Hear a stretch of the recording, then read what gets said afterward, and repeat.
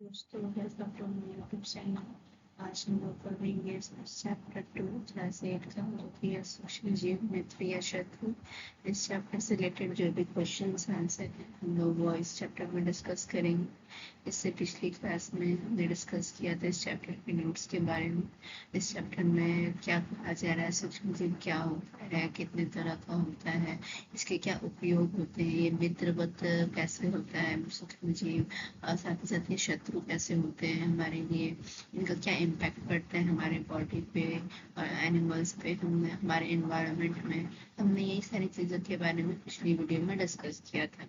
तो इस वीडियो में अभी हम करेंगे इससे रिलेटेड क्वेश्चन आंसर्स।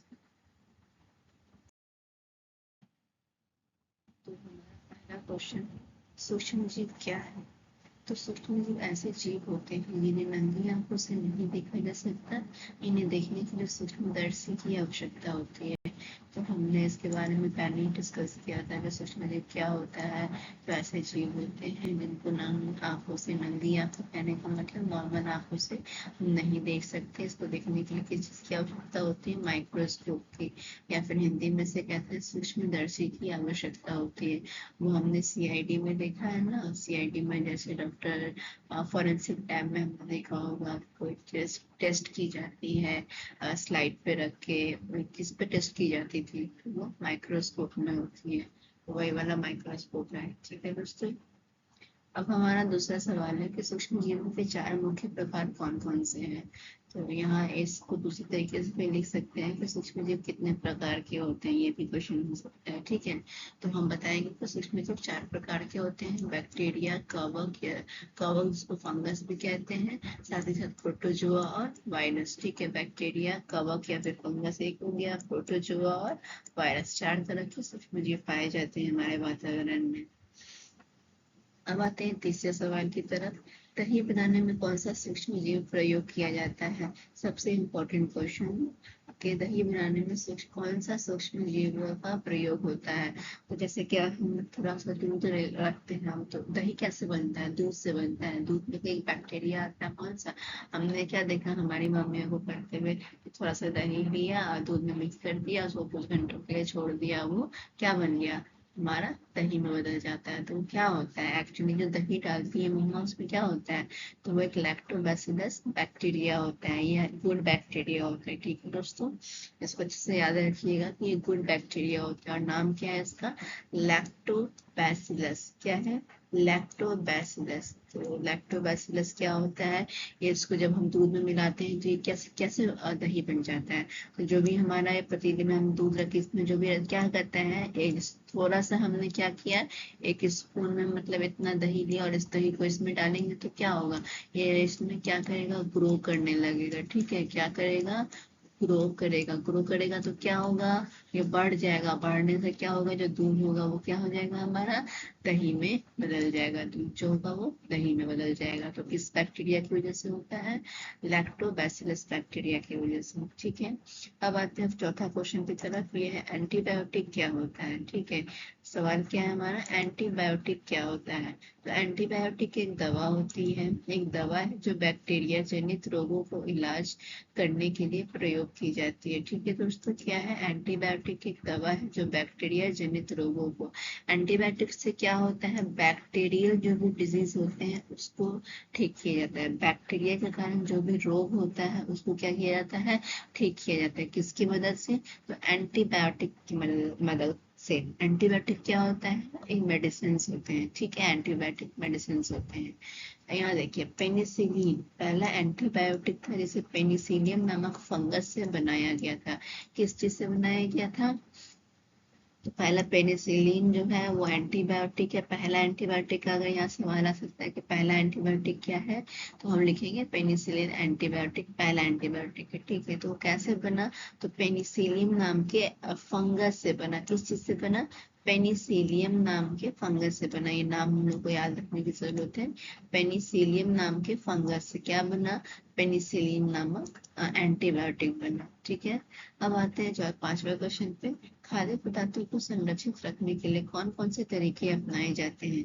खाद्य पदार्थों को संरक्षित रखने के लिए मतलब यहाँ पूछ रहा है, जो भी हम लोग फूड रखते हैं, ठीक है, हमारा जो भी फूड सब होता है, उसको अगर हम हेल्दी रखना चाहें तो कैसे रखेंगे, मतलब वो खराब ना हो। ये कैसे हम मेक श्योर कर सकते हैं कि हमारे जो भी फूड है वो खराब ना हो? तो उसके कुछ उपाय हैं, जैसे खाद्य पदार्थों को संरक्षित रखने के लिए इन्हें ठंडा करना, डिब्बाबंद करना, चीनी या नमक का उपयोग करना और सुखाना जैसे तरीके अपनाए जाते हैं। ठीक है, खाद्य पदार्थ को खराब न होने से बचाने के लिए क्या करेंगे, हम उन्हें ठंडा करके रखते हैं। ठीक है, ठंडा करके रखते हैं, डिब्बा बंद रखते हैं, अच्छे टाइट कंटेनर में उसको क्या करते हैं, बंद करके रखते हैं। अब उसमें कुछ चीजें होती है, उसमें चीनी और नमक का उपयोग करते हैं, और फिर उसको सुखाते भी हैं। सुखाना भी एक तरीका होता है ताकि चीजें खराब ना हो सके। ठीक है, अब इसके आगे हमारा सवाल है, सूक्ष्म जीवों द्वारा कौन कौन से रोग फैलते हैं? ठीक है, सूक्ष्म जीव से कौन कौन से रोग फैलते हैं, ये क्वेश्चन है। तो इसका आंसर क्या होगा? सूक्ष्म जीवों द्वारा फैलने वाले रोगों में तपेदिक या फिर ट्यूबरकुलोसिस, हैजा, हैजा को क्या कहते हैं, कॉलेरा भी कहते हैं, इंग्लिश में कॉलेरा कहते हैं, टाइफाइड और पोलियो शामिल है। ठीक है, तो सूक्ष्म जीवों से कौन कौन से रोग होते हैं? तो ट्यूबरकुलोसिस आप पहला लिख देंगे, दूसरा हैजा लिखेंगे या फिर कॉलेरा लिखेंगे, तीसरा टाइफाइड लिखेंगे और चौथा क्या लिखेंगे? पोलियो। 4 तरह के सूक्ष्म जीव से होने वाले यहाँ रोग के बारे में डिस्कस हमने किया। ठीक है, अब आते हैं आगे सवाल की तरफ। तो क्या है, खाद्य पदार्थों के संदूषण के क्या कारण है? जो खाद्य पदार्थ संदूषित हो जाते हैं उसके क्या रीजन होता है? संदूषित मतलब क्या होता है? जो खराब हो जाता है। ठीक है, तो खाद्य पदार्थों का संदूषण सूक्ष्म जीवों के कारण होता है। ये कैसे होता है संदूषण? मतलब खाद्य पदार्थ जो हमारे हैं वो खराब कैसे होते हैं? तो सूक्ष्म जीवों के कारण वो खराब होते हैं, जो भोजन को सड़ा देते हैं और इसे विषैला बना देते हैं। क्या करते हैं? भोजन को सड़ा देते हैं और विषैला बना देते हैं। हमने जैसे डिस्कस किया था जब हम क्लास में नोट्स पे इसके बारे में पढ़ रहे थे। तो अगर हम एक ब्रेड लेते हैं, ब्रेड में ठीक है, ब्रेड हमने लिया,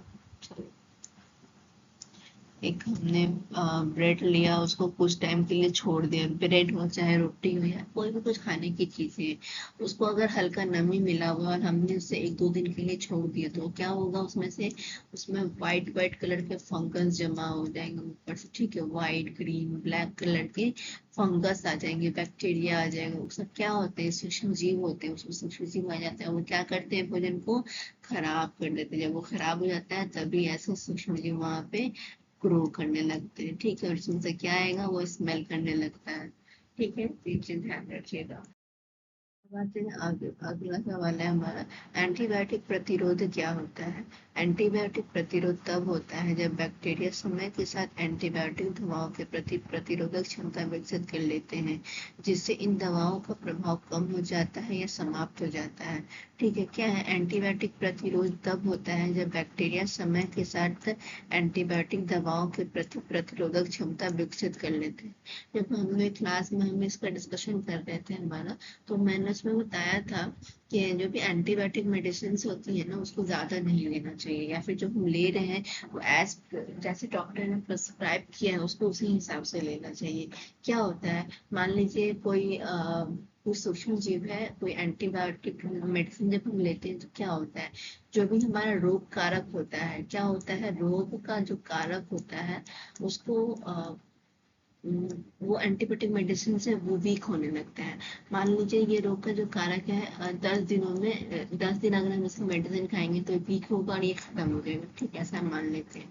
लेकिन हम क्या करते हैं, हम जो एंटीबायोटिक मेडिसिन लेते हैं हम वो कितने दिन लिए, हमने 5 दिन ही लिए, हमने 5 दिन का मेडिसिन लिया और फिर 5 दिन क्या कर दिया, छोड़ दिया। इसका मतलब क्या हुआ, जो मतलब 5 दिन में जितना वो कारक जो था रोग का वो कमजोर जो हुआ था, लेकिन क्योंकि हमने अब उसकी पूरी दवा नहीं ली, क्या हुआ, फिर से वो जो रोग का कारक था हमारा वो क्या हो गया, वो और मजबूत हो गया। ठीक है, अब जो वो 10 दिनों में ठीक हो सकता था, अब वो कितने दिनों में ठीक होगा, अब वो उसको ठीक होने में लगभग 15 दिन का समय लगेगा। अगर हम जब तक वो 15 दिन का हम वो दवा नहीं खाएंगे तो क्या होगा, हमारी तबीयत ठीक नहीं हो सकती। सॉरी, इस पे 15 में लिख नहीं पा रही हूँ। ठीक है। तो ठीक है, वो 15 दिन के लिए होंगे। इसीलिए अब मान लीजिए फिर हमने दवा, किसी वजह से हमें एंटीबायोटिक मेडिसिन लेनी पड़ रही है और हमने क्या किया, फिर उसकी दवा मिस कर दिया, डोजेज मिस कर दी, तो क्या होगा, वो एंटीबायोटिक जो कारक जो था वो क्या होगा, वो और दिन जाएगा, वो और मजबूत हो जाएगा। मतलब कि जो हम दवाइयाँ लेंगे उसका उस पे असर नहीं होगा, हम फिर जल्दी ठीक नहीं हो पाएंगे।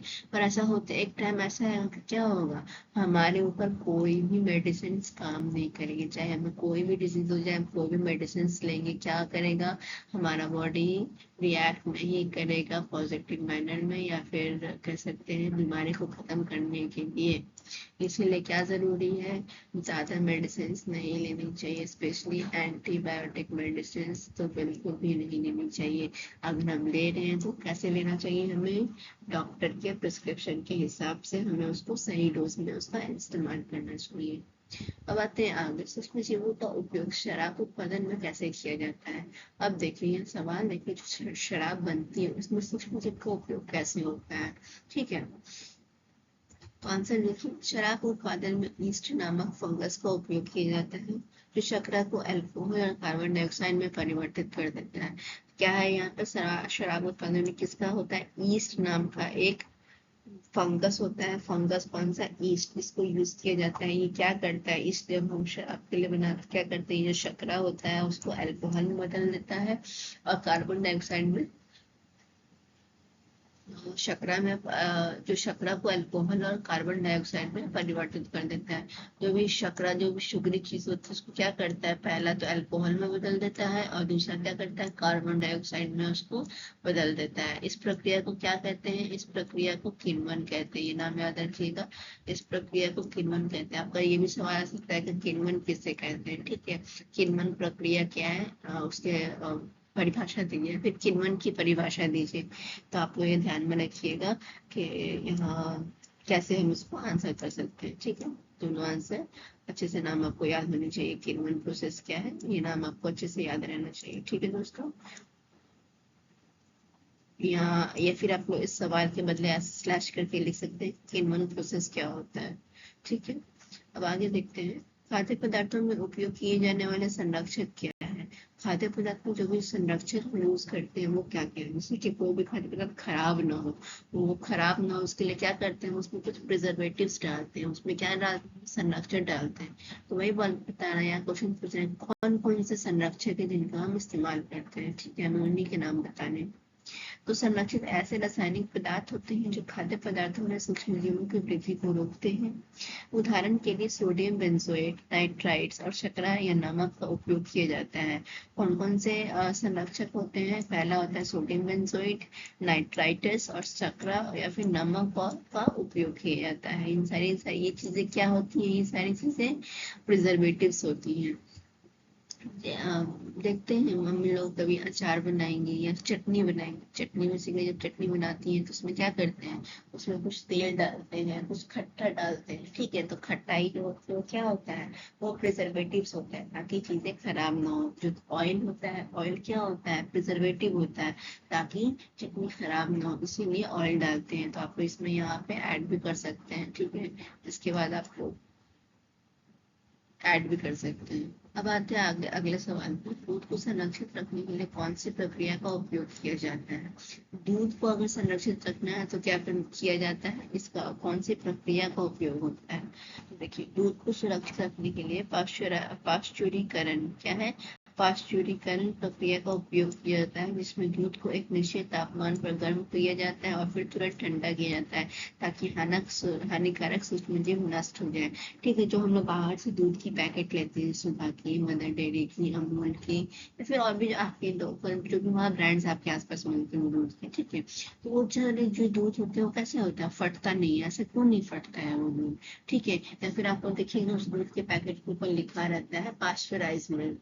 ठीक है। तो वो जो पास्चराइज होता है उसका मतलब क्या होता है? उसका मतलब ये होता है दोस्तों कि वो जो सारी जो दूध होती है उसको पहले क्या किया जाता है, एकदम से बॉयल किया जाता है। क्या किया जाता है? बॉयल किया जाता है पहले दूध को, ठीक है। जब वो खूब अच्छे से बॉयल हो जाता है, उसको तुरंत क्या करते हैं, मतलब तुरंत क्या कर देते हैं, ठंडा कर देते हैं। उसको ठंडा कर देते हैं, ठीक है। बॉयल करने से क्या होगा, कोई चीजें बॉयल करते हैं तो क्या होगा, उसमें जो बैक्टीरिया होते हैं वो सारे खत्म हो जाते हैं। जैसे ही हम जब दूध को बॉईल करते हैं तो उसमें बैक्टीरिया जो भी होंगे या सूक्ष्म जीव जो भी होगा वो नष्ट हो जाएगा। उसको तुरंत फ्रीज कर देते हैं, उसको तुरंत ठंडा कर देते हैं। इससे क्या होगा कि जो अब उसमें फिर बैक्टीरिया नहीं आएगा क्योंकि वो तुरंत ठंडा होगी, ठीक है। इसी प्रक्रिया को क्या कहते हैं? इसी प्रक्रिया को पास्चराइजेशन कहते हैं, ठीक है। इसी प्रक्रिया को पास्चराइजेशन कहते हैं। अब हम लोग आगे देखते हैं कि सूक्ष्म जीवों के द्वारा पर्यावरण में हानिकारक प्रभाव कैसे उत्पन्न होते हैं, ठीक है। तो ये सवाल क्या है हमारा कि सूक्ष्म जीव के द्वारा पर्यावरण में हानिकारक प्रभाव कैसे उत्पन्न होता है।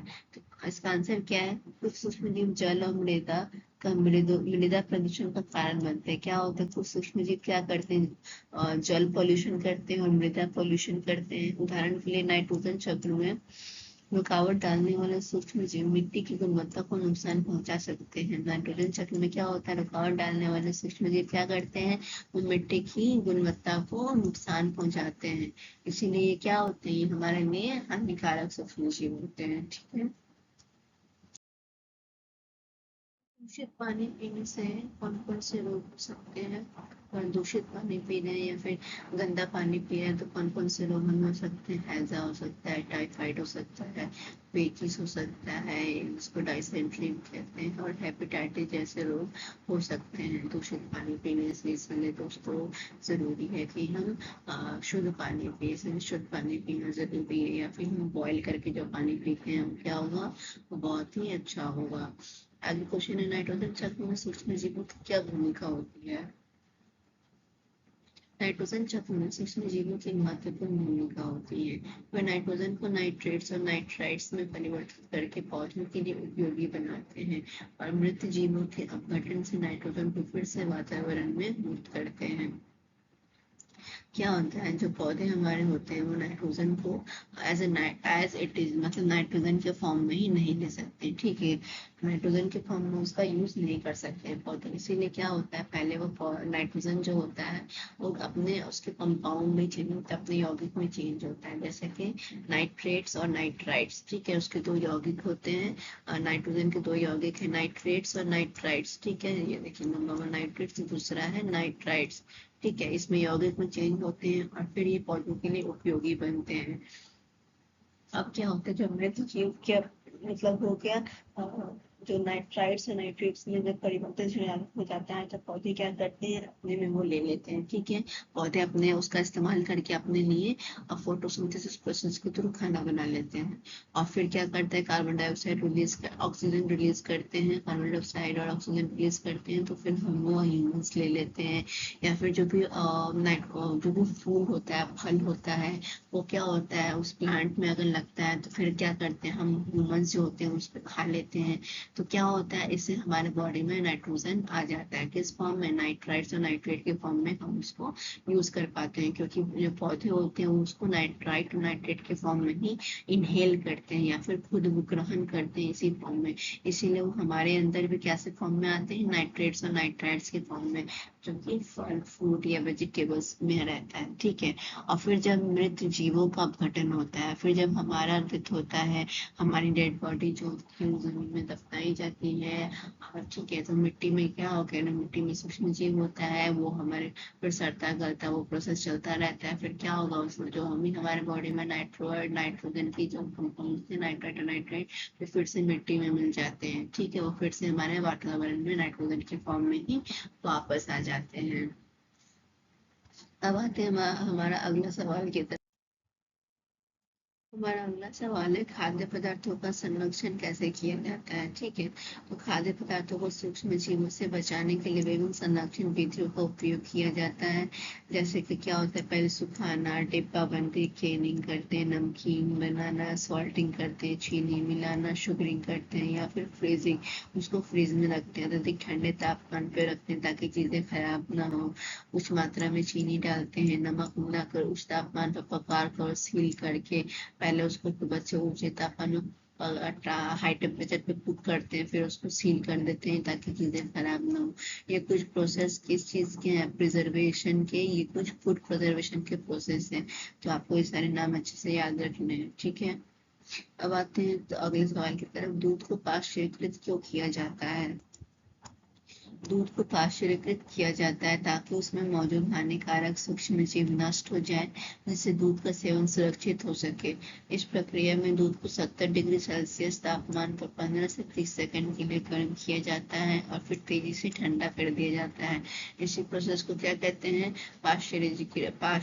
पाश्चुरीकृत कहते हैं। ठीक है, पाश्चुरीकृत दूध को पाश्चुरीकृत किया जाता है।